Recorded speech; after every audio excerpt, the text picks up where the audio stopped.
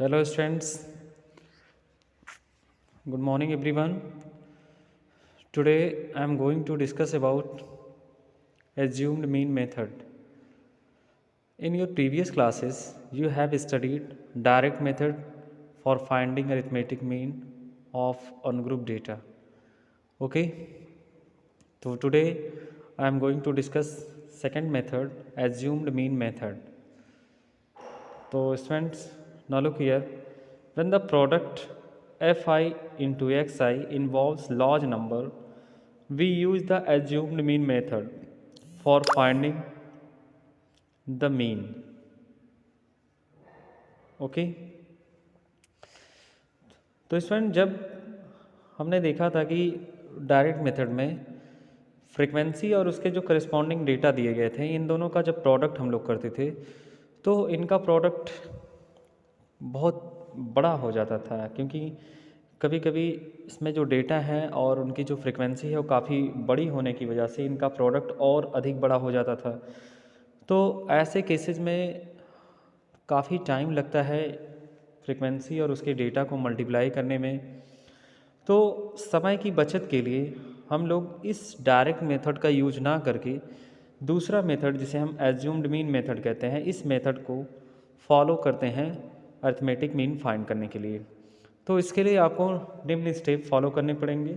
Step number first है, choose a suitable value of x I in the middle age the assumed mean and call it assumed mean are capital A. इसके लिए सबसे पहले हम क्या करेंगे, जो डेटा हमें दिया गया है उस डेटा में उसके बीचों बीच हम एक ऐसा डेटा जिसे हम एज्यूम्ड कर लेंगे कि वो हमारा मीन है, और इसके बाद फिर प्रत्येक डेटा के लिए हम उसका डेविएशन फाइंड कर लेते हैं, और डेविएशन जिसे डी आई से इंडिकेट किया गया है, और इसकी वैल्यू होती है एक्स आई माइनस ए, और ऐसा हम प्रत्येक डेटा के लिए फाइंड कर लेते हैं। और इसके बाद फिर कैलकुलेट करते हैं डी आई और उनकी जो करस्पॉन्डिंग फ्रीक्वेंसी है, इन दोनों का मल्टीप्लाई करके, ठीक है, इसका प्रोडक्ट फाइंड कर लेते हैं। और स्टेप नंबर 4, इसके बाद जो हमने प्रोडक्ट फाइंड किया है फ्रीक्वेंसी और डेविएशन का, उनका टोटल सम कर लेते हैं। तो इस तरह से हमें सिग्मा एफ आई डी आई की वैल्यू मिल जाती है। और इसी तरह से जो हमें फ्रीक्वेंसी दी गई है उनको अगर टोटल हम ऐड कर लेते हैं तो वो हमारा सिग्मा एफ आई हो जाता है। ओके, और इसके बाद फिर हम क्वेश्चन स्टेप नंबर 5 को फॉलो करते हैं, जिसमें मीन के लिए हम इस फार्मूले को यूज करते हैं। तो mean is equal to A plus sigma f i d i upon sigma f i, जहाँ पे ए एज्यूम्ड मीन कहलाता है, जिसे हमने शुरू में स्टेप नंबर 1 में ही इसको माना था। तो अब हम इस मेथड के बेस पर एक एग्ज़ाम्पल को सॉल्व करते हैं, तो आपको इसे समझने में और आसानी होगी। Okay students, now look at the example.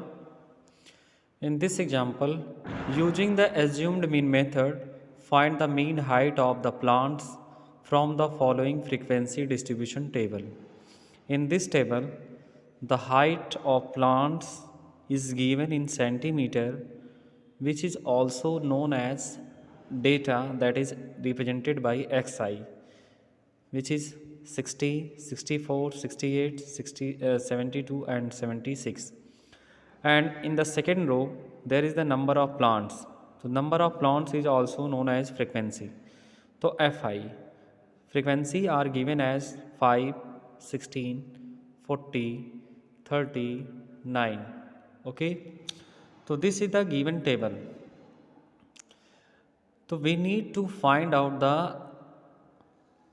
mean of the height of per plant by using assumed mean method.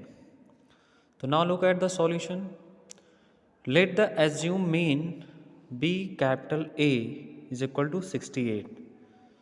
तो स्टूडेंट्स, स्टेप नंबर 1 के अकॉर्डिंग हमें एक ऐसा सूटेबल वैल्यू चूज करना है एक्स आई में, ठीक है, जिसे हम एज्यूम्ड मीन यानी कैपिटल ए से इंडिकेट करते हैं। तो स्टेप नंबर फर्स्ट के अकॉर्डिंग आप देख सकते हो हमारे पास यहाँ पे जो हाइट ऑफ प्लांट है वो क्या है, एक्स आई है। तो एक्स आई में 60, 64, 68, 72 एंड 76, तो टोटल 5 डेटा दिए गए हैं। तो 5 का जो मिड पॉइंट होगा वो हो जाएगा 68। तो बीचों बीच हमें इस डेटा में एक वैल्यू को हमें क्या सपोज कर लेना है, हमें इसको एज्यूम्ड मीन मान लेना। तो ये हमारा ए की वैल्यू यानी एज्यूम्ड मीन हमने इसको मान लिया कि हमारा मीन है। ओके, अब इसके बाद ये इसकी जो फ्रीक्वेंसी है इसको हम यहाँ पे राइट कर देते हैं, frequency that is 5, 16, 40, 30 and 9। Okay, अब हमने मान लिया कि 68 हमारा मीन है, एज्यूम्ड मीन है। अब इसके बाद हम यहाँ पे फ्रीक्वेंसी या 5 फाइंड करते हैं। सॉरी, दिया गया है, उनकी करस्पॉन्डिंग फ्रीक्वेंसी हमें ऑलरेडी दिया है। अब हम यहाँ पे इसके लिए डेविएशन फाइंड करेंगे डी, और डी की वैल्यू होती है एक्स आई माइनस ए। तो आइए इसे देखते हैं किस तरह से फाइंड करना है। तो यहाँ पे एक्स आई ये हमारा 60 है, माइनस ए 68 है। तो 60 में से 68 माइनस करेंगे तो हमें -8 प्राप्त होगा। तो ये हमारा डी आई की वैल्यू हो गया पहले क्लास के लिए, पहले डेटा एक्स आई के लिए। दूसरा डेटा हमारा 64 है, तो 64 माइनस 68 इज इक्वल टू -4। तो ये हमें यहाँ से मिल जाता है। And third is 68 minus 68 is equal to 0। इसी तरह से थर्ड का हो गया 0, फोर्थ का निकालेंगे 72 minus A that is 68 is equal to 4 that is +4। Okay, now 76 minus 68 is equal to +8। Okay, तो this is +4 and +8। Okay students, now look here. तो इस तरह से हमने डी आई यानी डेविएशन फाइंड कर लिया। एक्स आई में से ए को घटाकर, यानी हमारा डेटा है इसमें से ए को हम माइनस करेंगे तो -8, फिर दूसरे डेटा 64 में से 68 को माइनस करेंगे तो -4, फिर 68 में से इसी 8 ए, चूँकि हमारा ये डेटा भी 68 है और इसी को हमने ए माना है, एज्यूम्ड मीन माना है, तो 68 में से 68 0, एंड देन 72 माइनस 68 तो +4, 76 माइनस 68 तो +8। ओके, तो इस तरह से हमने डेविएशन फाइंड कर लिया। अब इसके बाद हम जो यहाँ पे डेविएशन हमारा मिलता है और उनकी जो करस्पॉन्डिंग फ्रीक्वेंसी है इनको आपस में मल्टीप्लाई कर लेते हैं। तो 5 into -8, 5 into -8 is equal to -40, and next frequency 16 is multiply by -4, तो 16 4 जा 64, तो this is -64। Again 40 is multiplied by 0 is equal to 0. Now 30 is multiplied by 4. Okay, 30 into 4 is equal to 120. And next 9 into 8 is equal to +72. So students, you add the product of F and DI. Okay. So look here, 120 and 72 are positive, but -40 and -64 are negative. So negative are added to each other and positive data are added with each other. And finally we subtract them. So we have 120 plus 72 is equal to 192. So 192, that is the plus, and minus 104.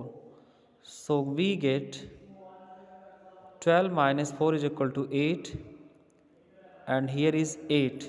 8 minus 0 is equal to 8.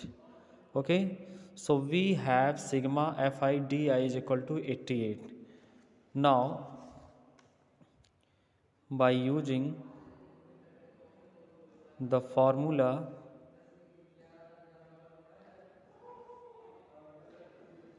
x bar is equal to a plus sigma Fi Di upon sigma Fi.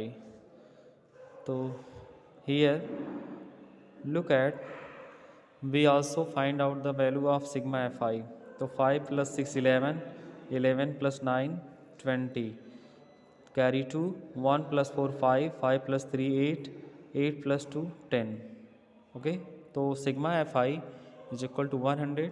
Now put the value of A, that is 68 plus 68 plus 88 upon 100. So we have x bar is equal to 68 plus 0.88. So x bar is equal to 68.88. This is the arithmetic mean. Okay, and this is the answer, which is in centimeter. तो students, इस तरीके से हम assumed mean method का प्रयोग करते हुए है किसी दिए गए डेटा का मीन फाइंड कर सकते हैं। ओके,